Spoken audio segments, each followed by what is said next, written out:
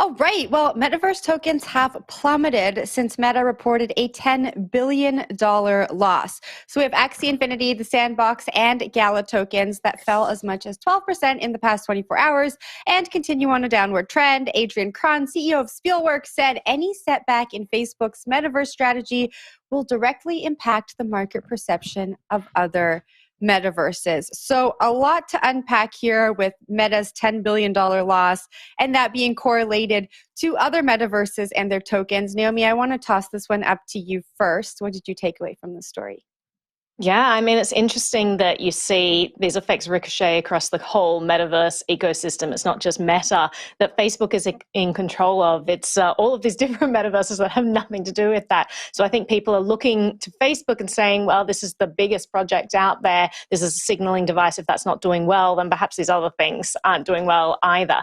But there was another part of this report that I thought was super interesting, and that's the role that Apple had to play in Facebook, so I should say Meta's earnings report.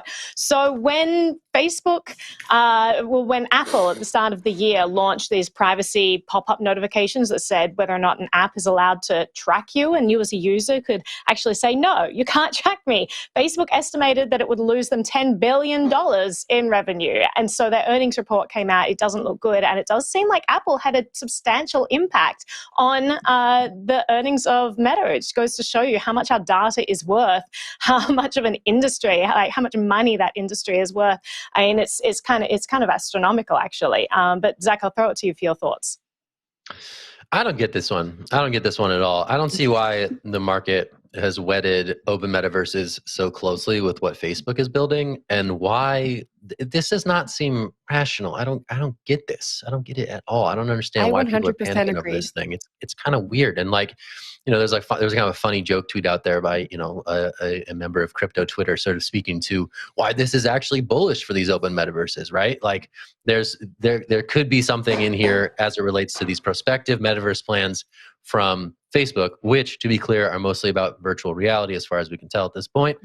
So there might be something in there that's spooking investors, but it doesn't really have much direct correlation to like the open metaverses that are already attracting users, albeit in small numbers, to these various settings on our computers. So I don't know. This one feels weird to me. I don't understand why.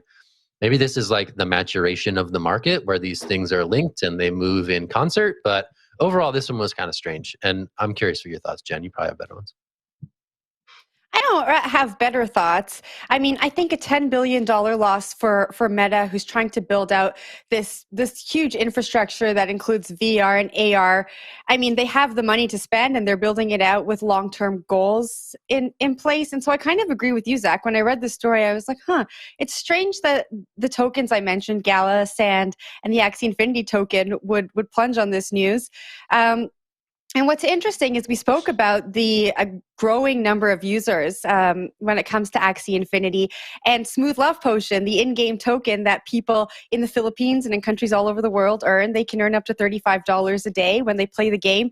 And now where the token's at today, that $35 that they were once earning has turned to $1. So it just shows you how these kind of uncorrelated stories have like a real human effect in some of these populations who are participating in DeFi in the metaverse. But Zach, I'll toss it back to you.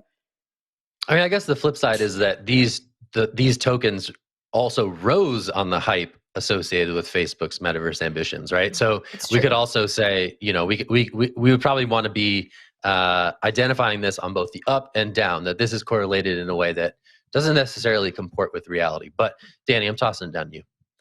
I mean, I think it makes more sense for the up than the down, right? Like with the up, when Facebook became Meta, so much more attention turned to the concept of the metaverse than had been there before. And with that, a lot of money flowed into projects that are trying to build competitors to Facebook's metaverse.